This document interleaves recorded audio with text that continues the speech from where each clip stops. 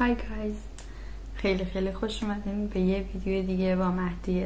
اگر میبینیم من الان امروز حال ندارم برای صحبت کردن و حرف زدن، برای اینکه من داشتم اندازه 1 ساعت ویدیو میگرفتم و حرف میزدم و یهویی متوجه شدم که میکروفونم خاموش بود و کلی هم میکاپ کرده بودم، کلی آموزش داده بودم براتون و همونطور که گفتم نزدیک به 1 ساعت بود که داشتم ویدیو میگرفتم و بعدش متوجه شدم که بله میکروفون خاموشه. و بله عرضم به حضور شما که الان برای بار دوم میخوام که ویدیو بگیرم و از شدت خستگی میخوام جیغ بکشم و خوراکیاتو بیار، نوشیدنیتو بریز، لوازم آرایشیاتو اینجا بذار تا با هم دیگه میکاپ کنیم. بزن بریم.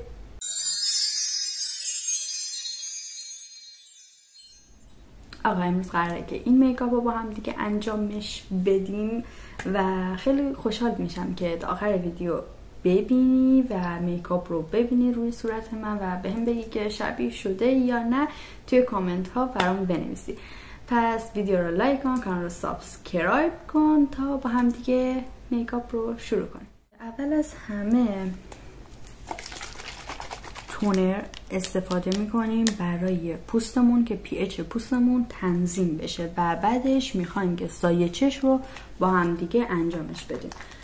تونر رو روی یه پد یا یه پنبه میریزیم و به پوستمون میکشیم تا پی اچ پوست تنظیم بشه و حالا هر آلودگی چیزی که از حالا میکاپ های قبلی از بیرون مثلا رفتیم توی هوای آلوده و اینا، خاک و چیزی مثلا به پوست چسبیده باشه، تمیز میشه. کلی آلودگی از پوستمون تمیز میشه و میکاپ روی پوست خیلی بهتر و تمیزتر میشینه. خب حالا میریم سراغ میکاپ چشم رو اول انجام میدیم که اگر مثلا کثیفکاری چیزی باشه همون قبل از اینکه میکاپ رو شروع کنیم روی کرم پودرمون اینا نریزه. خب میریم اول سراغ چشم ها و میکاپ چشم رو شروع میکنیم.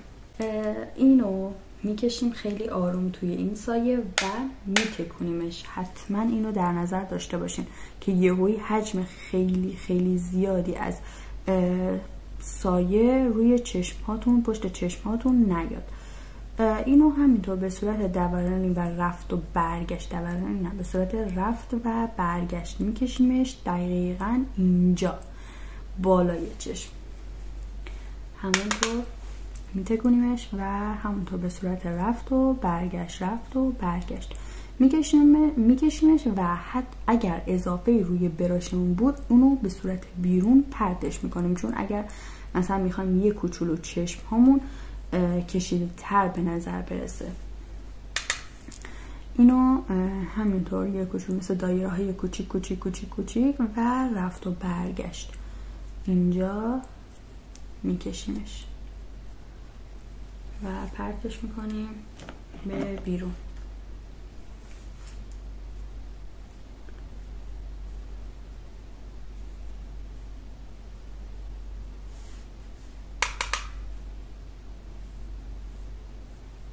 برای اون یکی چشممون هم به همین صورت دقیقاً بالای چشم و این تا اینجا روی دماغمون هم میاریم، مشکلی نیستش. اینو اینجا میکشیم ولی بیشتر سعی کنید تمرکز کنید روی اینجا. میدونین دیگه اگر سایه چشم رو بتکونین و دقیقاً به اولین جایی که میذارین حجم بیشتر سایه، حجم بیشتر رنگ رو اونجا یعنی قرار میگیره و حالا بعدش مثلا میتونین هدایتش کنین. اینو هم همینطور. ولی اگر مثلا نتکونین و یهویی حجم خیلی زیادی از رنگ رو بردارین برای پشت چشماتون، بعدش واقعا نمیدونین باید با اون رنگ چی کار کنین. اونایی که مبتدی هستن خیلی خوب میدونن و یعنی واقعا ترسناکه که مثلا یهویی حجم خیلی زیادی از رنگ رو پشت چشات داشته باشی و ندونی واقعا باهاش چی کار کنی. حالا اینو همینطور به صورت رفت و برگشت. و برای مبتدی‌ها یه چیزی که خیلی ترسناکه استفاده کردن از رنگ‌های تیره است، مثلا مشکی. یعنی واقعا بهتون میگم من خودم یعنی خیلی واقعا از رنگ مشکی اوایل میترسیدم، ولی کم کم که کار میکنی باهاش و هی تکرار هی تمرین هی تکرار هی تمرین خب خیلی خوب میشه، یعنی بهتر میشه، دستتون روونتر میشه. من الان نمیگم مثلا خیلی میدونم از میکاپ، نه منم تقریبا مثل شما اول راهم، ولی میگم که قراره اینجا با هم میکاپ کنیم. اگر شما هم مثلا چیزی میدونین در مورد میکاپ یا مثلا من کاری رو دارم اشتباه انجام میدم، خوشحال میشم که توی کامنت ها حتما برام بنویسین. نظراتتون خیلی برام مهمه، همه نظراتتون رو میخونم و واقعا برام ارزش دارم. اصلا هم ناراحت نمیشم. انتقادی دارین، نظری دارین، خیلی خوشحال میشم که توی کامنت ها بهم بگین.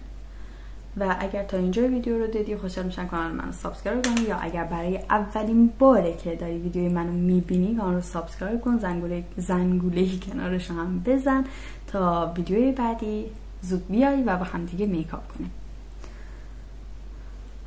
اینو همینطور اینجا میکشیم تا به اون درجه رنگی که میخوایم برسیم. یه خوبی که حالا این میکاپ داره، یه چیزی که بهتون بگم، مثلا شما میتونین یه چیز رو حذف کنین، یه چیز رو مثلا بهش اضافه کنین. مثلا میتونین خط چشم رو کامل حذفش کنین، یعنی مثلا خط چشم نزنین، یا اینکه مثلا میتونین لنز مثلا من الان این عکسی که الان میبینی این میکاپی رو که قرار انجامش بدیم لنز داره، اما من لنز نداشتم، یعنی این رنگش رو نداشتم و نذاشتم. میتونین مثلا حذفش کنین یا میتونین چیزش کنین، چی میگن، بذارینش، یا مثلا خط چشم رو میتونین بکشین یا میتونین کامل حذفش کنین. دیگه بهتون بگم که مثلا کرم پودر رو مثلا میتونین از بیبی کرم یا کرم های ضد آفتاب رنگی استفاده کنین، یا اینکه نه مثلا از همون کرم پودر خودش مثلا استفاده کنین.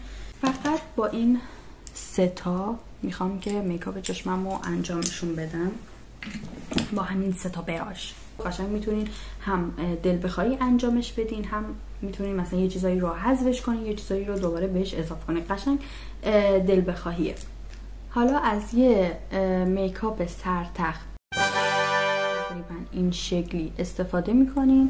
حالا میایم با این براش سرتختی که داریم از این رنگ تیره پلتمون استفاده میکنیم برای گوشه بیرونی چشم. همونطور که بهتون گفتم، اینو یادتون نره، بهتون گفتم که شما وقتی براشتون رو توی پلت میزنین و یه حجمی از رنگ رو برمیدارین، هر جایی که این رنگ رو بذارین دقیقاً بیشترین رنگ رو اونجا توی همون نقطه به شما میده. حالا من میخوام دقیقاً اینجای چشم رو، یعنی پایین این استخون، میخوام که اینو به صورت رفت و برگشت یا حالت ضربه‌ای فرقی نمیکنه، رنگ سایم رو دقیقاً اینجا بذارم.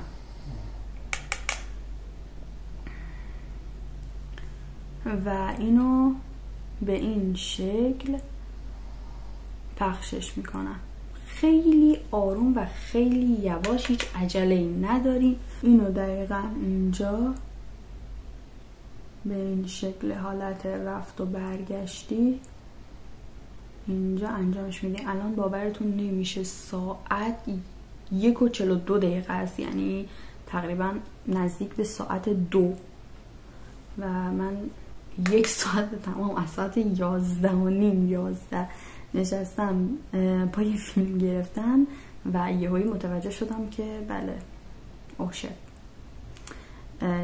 میکروفون کار نمیکنه.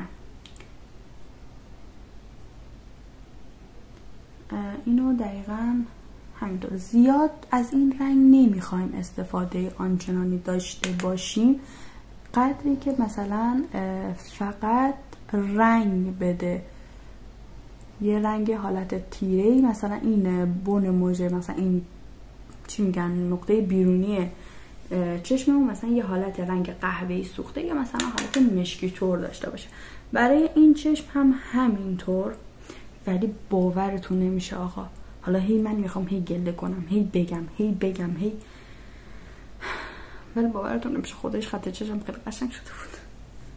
من توی خط چشم کشیدن خیلی ناشیم، یعنی خیلی سخته برام کشیدنش، یعنی باید تمرکز زیادی داشته باشم وقتی میکشم. مثلا نباید حرف بزنم، نباید تکون بخورم و باید دقیقاً روی همون خط چشم کشیدن تمرکز کنم. برای همون واقعا داره هرسم میگیره از این میکروفون. حالا انشالله میکروفون سفارش دادم بیارن و اون دیگه کیفیت صدا خیلی بهتر میشه با اون و دقیقا حالا خاموش روشن کردن چون به برق متصل شدنش خب خیلی بهتره تا اینکه مثلا شارژی باشه و یهویی مثلا وسط کار شارژش تموم بشه و تو اصلا متوجه نشی. و اینو دقیقا اینجا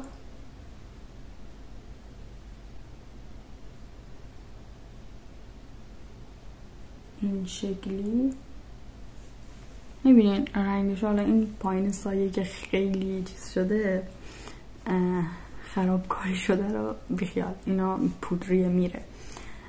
میبینین این بونه موژه مثالت قهوه طور میشه، اونم که حالا دیگه زدیم.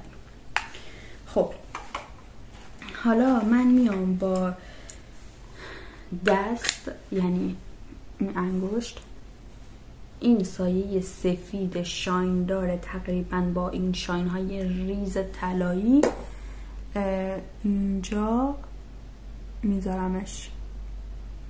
ببینین چه رنگی داره. Oh my fucking god. این رنگش خیلی قشنگه. اینو همینطور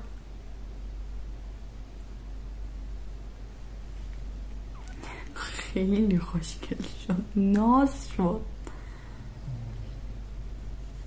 خیلی میکاپ قشنگیه. خب این برم با این یکی انگوش نمیشه، با هم این بری رو استفاده میکنیم برای اینجا میزنیم، خیلی باز میشه، خیلی قشنگ میشه. خب اینو اینجا همین شکلی میکشیم، شوق میکنم. خب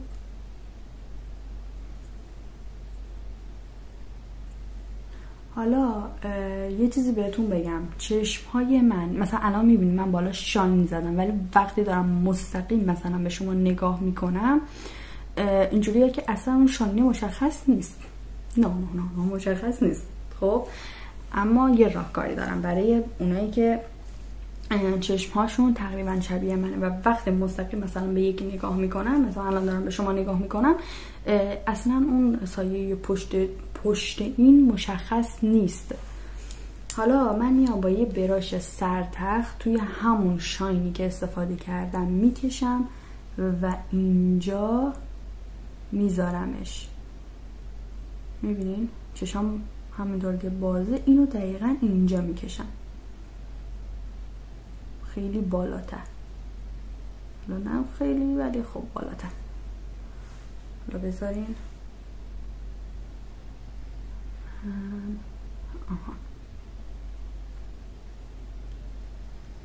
میبینین چقدر فرق معامله است با اینو ببین، اینو ببین.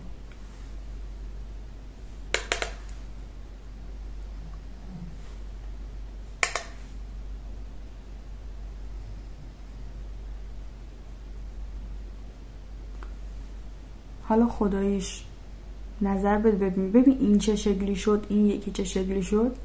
اصلا خیلی فرق میکنه وقتی شما یه کوچولو مثلا برای اونایی که مثلا چشاشون شبیه من برای اونایی که مثلا چشای شبیه ساعت 2 نصف شب و من حرف زدنمو یادم رفته.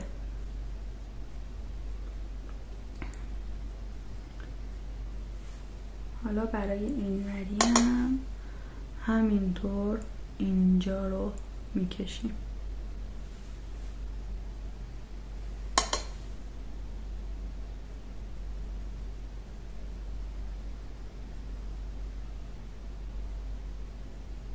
آقا یهویی یادم اومد، شما سریال پایتخت 7 رو دارین میبینین؟ یهویی یادم اومد.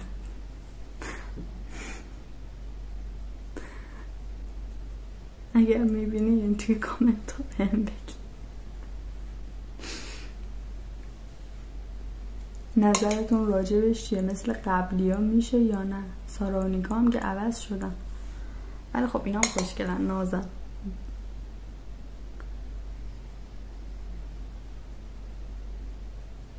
یهویی یادم اومد. خب این از این.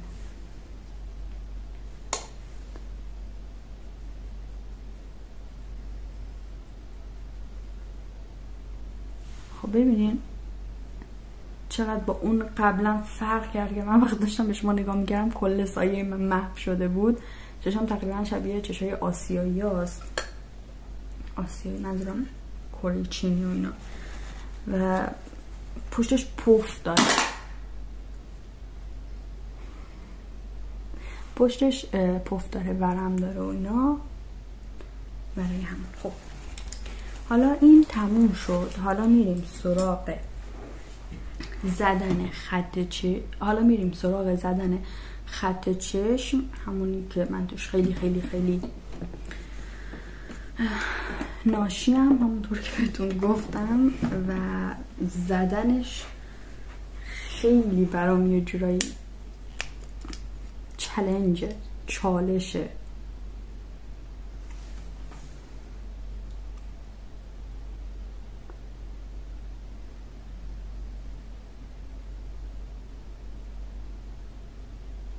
سعی میکنم خط چشش رو تقریبا شبیه خط چش خودش در بیارم. این بالاها رو هم چشم سوخت، به همین صورت زده بود.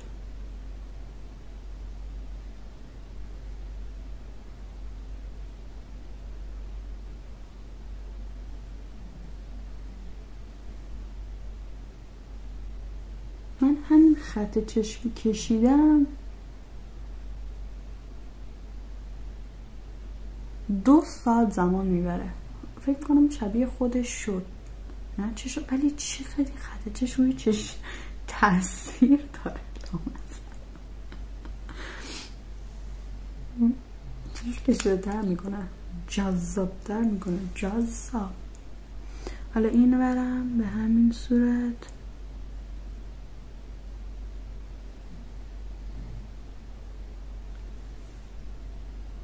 تقریبا شبیشه.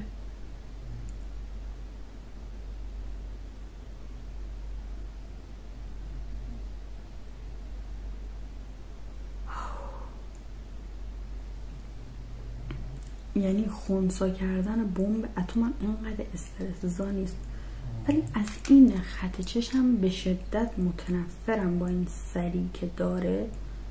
نمیدونم چرا دارم عوضش نمی‌کنم، واقعا چرا. 2 نصف شب حالا یادم اومده چرا اینو عوض نکردم. آی چشم آب زدم.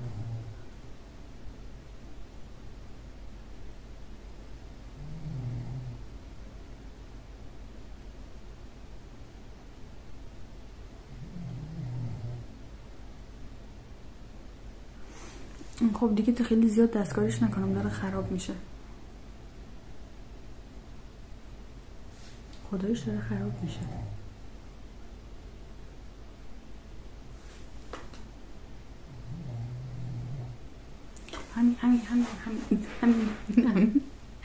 همین خوبه، شبیه زلیخا شدم.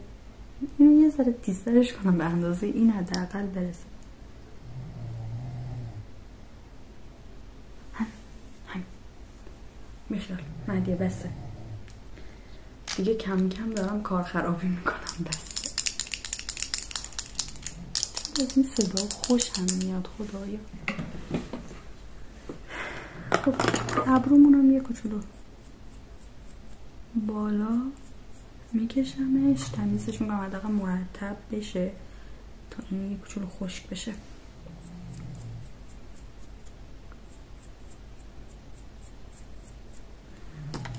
و میریم سراغ چیز گفتم ریمل زدن. اون ویدیو قبلی رو من از اسنس صورتیش استفاده کردم، از این استفاده کردم، ولی الان میخوام اینو استفاده کنم. این موجه رو پرپشت میکنه، این بلند میکنه و هر دوتاشون هم خیلی خوبن. یعنی مثلا میتونی حتی در کنار هم بزنی، مثلا اول اینو بزنی که بلندش کنه و بعدش اینو بزنی و که پرپشترش بکنه. ریمل اسنس خیلی خوب، اقتصادی تره و کارایش هم خداییش خوبه. نمیتونم بگم مثلا بده و اینا، نه خداییش خوبه. ولی خب من دوستش دارم چون از همون اولا از همین ریمل استفاده میکردم، دوستش داشتم دیگه. خیلی سریش بده برای ریمل زدن. با اینجا خراب شد، تو خراب ترش نکردم، همون صورتی رو بزنم. ریمل زدن. من عاشق بوی لوازم آرایشی ام، یعنی اگر با خودم باشه میخوام بخورم.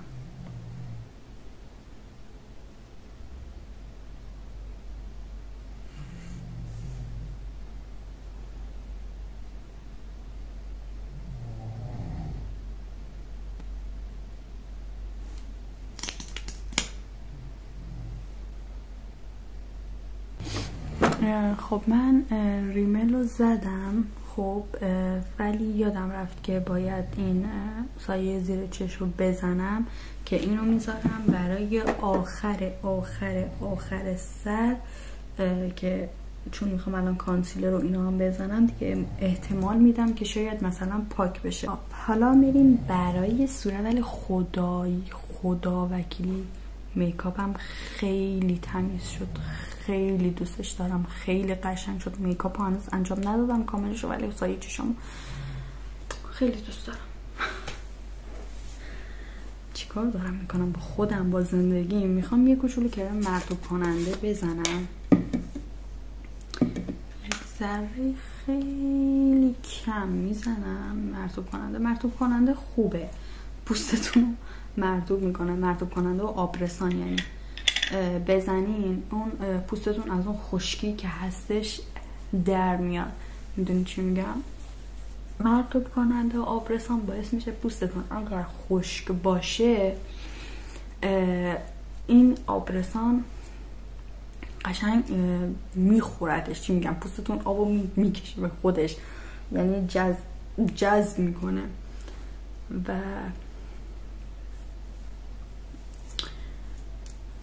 خلاصه که قبل از میکاپتون آبرسان بزنی، خیلی خوبه.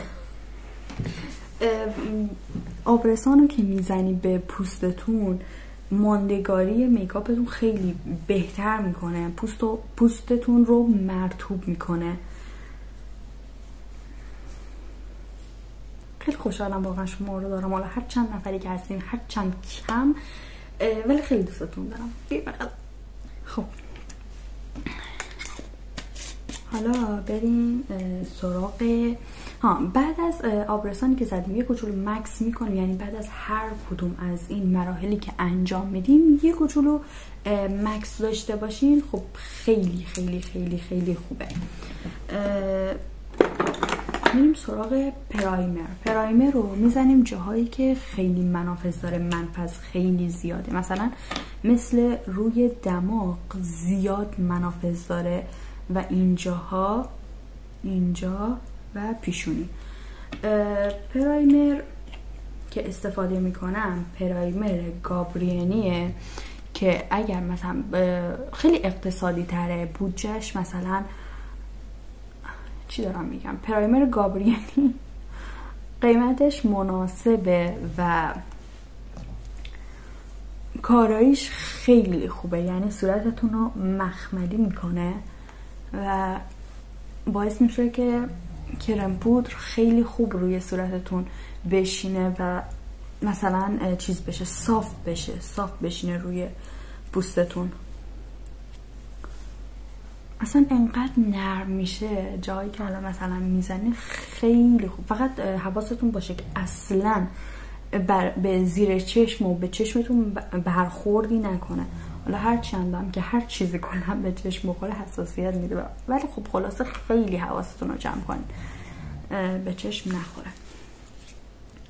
خب بعدش که پرایمر رو زدیم، کرم پودرمون رو روی دست یعنی پشت دست میزنیم، یه مقدار خیلی خیلی خیلی خیلی کم و با دستمون. خب من نمیخوام از دستم برای کرم پودر استفاده کنم، براشی که برای کرم پودر استفاده میگردم. با این براش این کرم پودر رو پشت دستم گرمش میکنم و خیلی آروم آروم میزنمش روی پوستم.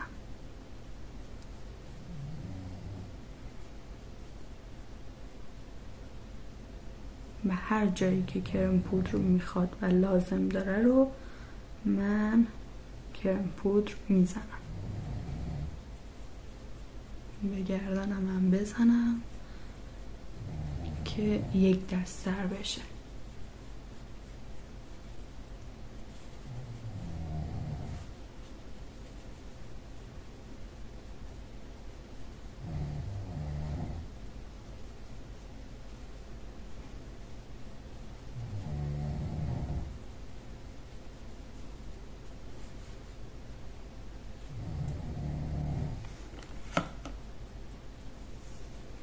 خب اینو همینطوری وقتی کرم پودر رو پشت دستتون گرمش میکنین خیلی بهتر من حس میکنم که روی پوست میشینه. یا مثلا وقتی با براش اول کرم پودرتون رو پخشش میکنین، یه ذره دیگه میخوام، یا مثلا با براش روی پوستتون پخشش میکنین، بعدش از بیوتی بلندر استفاده میکنین، خیلی کرم پودر تمیزتر و قشنگتر روی پوست میشینه. باورتون میشه برای همین میکاپ خیلی ساده که اگر شما مثلا برای تولد، برای عروسی، مثلا اگر همراه عروس باشین، یه همچین میکاپ هایی رو براتون استفاده میکنن و خدا تومن هم ازتون پول میگیرن،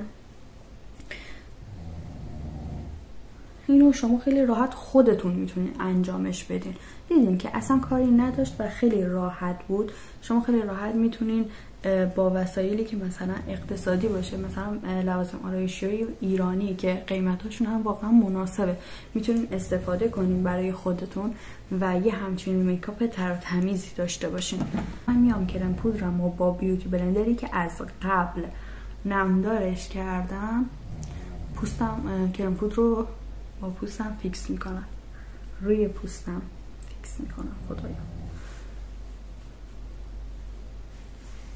خب اینو برای زیر چشم هم نزدم سیاه شده، شبیه چیز شدم، رو میخوام چیز کنم، کانسیلر میزنم.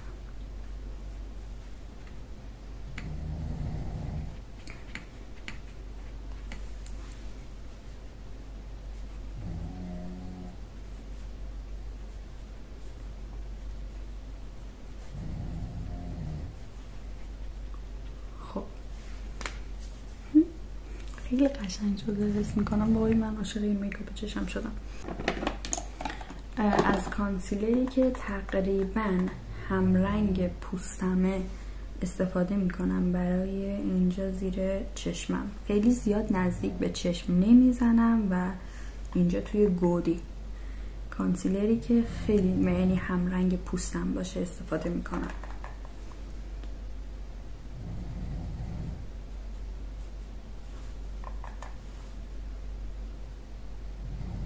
اینجوری باعث میشه که تیرگی که زیر چشم دارین از بین بره.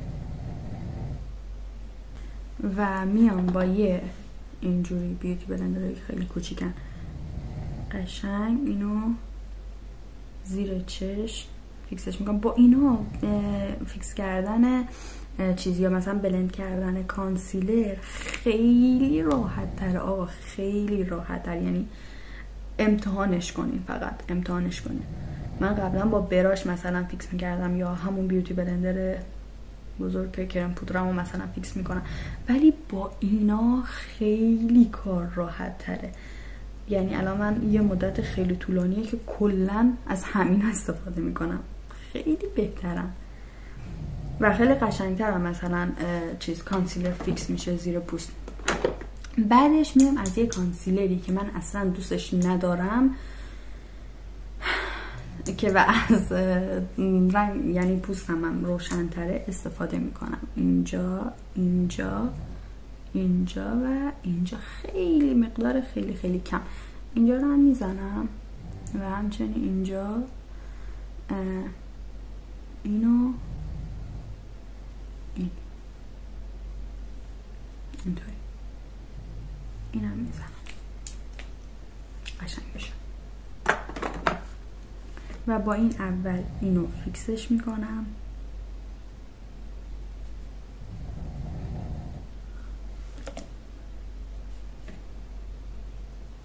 این تیرگی زیر چشم رو کامل از بین میبره.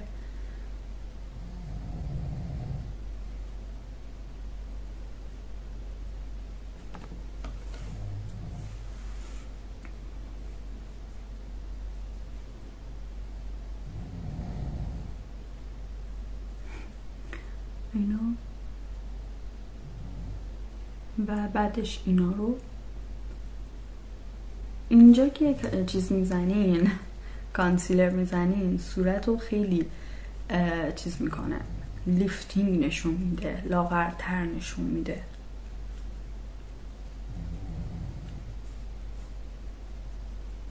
اینجا هم میزنم و اینو بازم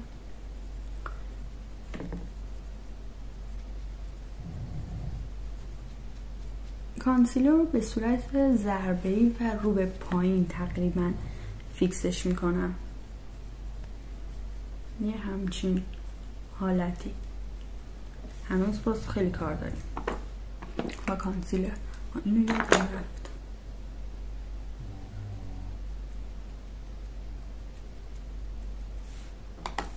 بعدش از کانتور از اینجا میام به این صورت کانتور میکشم.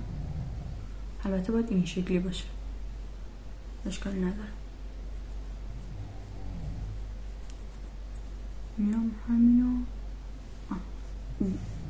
این شکلی، این دو بغل و این بالای پیشونی. برای بینی هم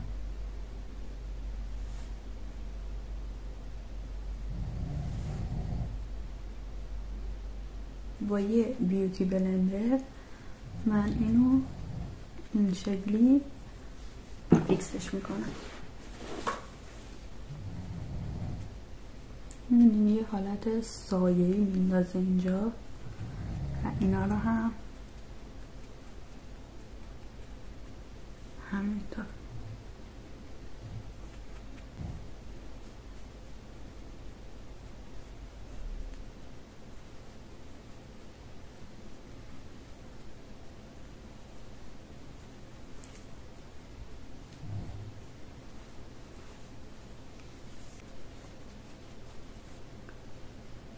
خب اینا رو هم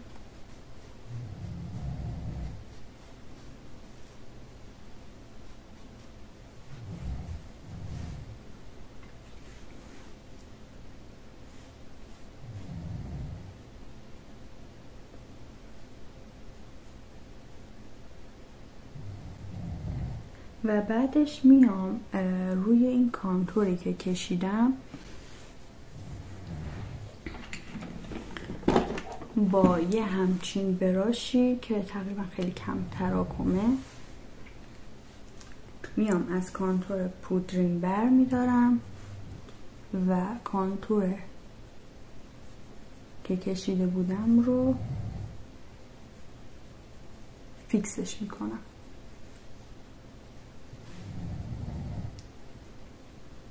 که چیز نشه، یعنی خشکش میکنم، تقریبا خشکش میکنم که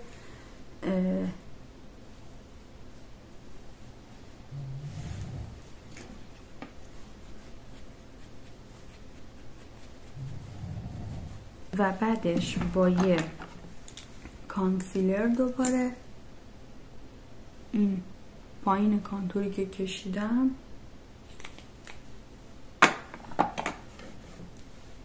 میام از کانسیلر به این صورت استفاده میکنم. فقط توی همین یه نقطه بلندش میکنم. میخوام اینجا یه ذره سفیدتر به نظر برسه که یه جوری باشه که صورت من مثلا زاویه دار شده. میدونید این الان خیلی سفید شد، من درستش میکنم.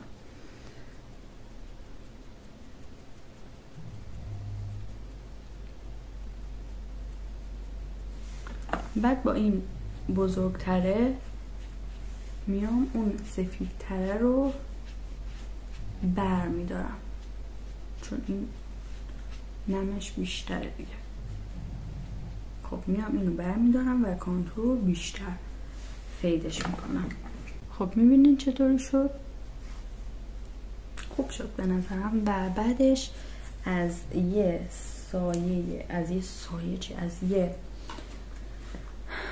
رژگونه تقریبا نارنجی طور استفاده میکنم برای روی استخون گونم، برای اینجا.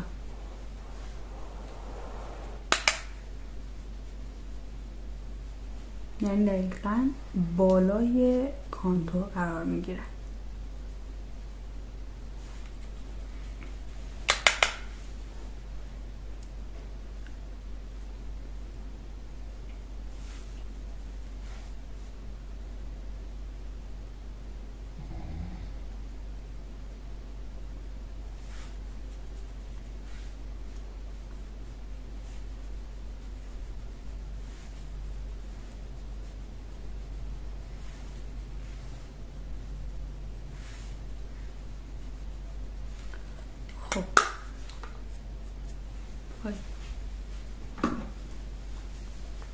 خب این از این. حالا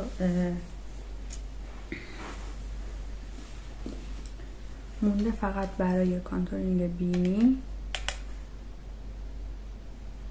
که یه حالت تیره تر بهش میدم تا اون حالت سایه‌ای که دلم میخواد از توش در بیاد.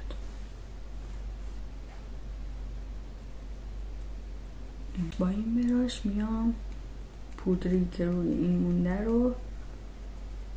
خب اینو از این. حالا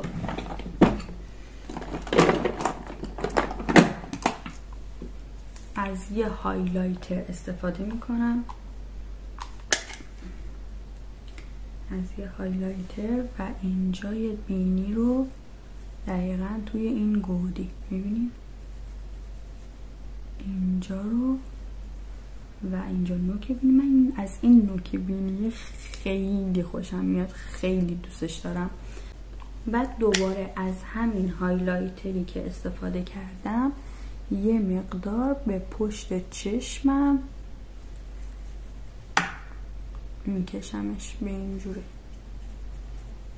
اینجوری، اینم همینطور تا این تکمیل بشه و واقعا دقیقا همون چیزی باشه که توی عکس دیدیم. میبینیم این از این مقدار ابروهامونو دوباره فرم دلخواه. رژ لب هم من از یه رژ لب مدادی استفاده میکنم که باید سرش رو بتراشم. از یه رژ لب مدادی قرمز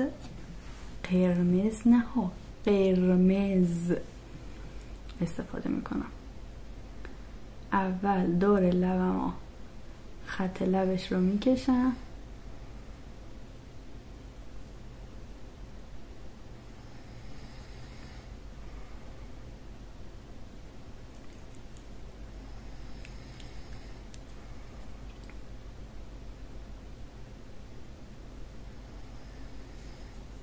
خب این از رژ قرمزی که زدم و حالا میام روی اون رژ قرمز رو یه حالت زرشکی طور میزنم روش.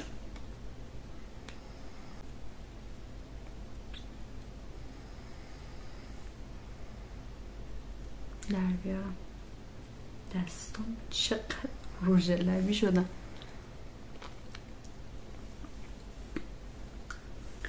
یعنی دستای من اگر ببینید خیلی کثیفن ولی واقعا ارزش داشت.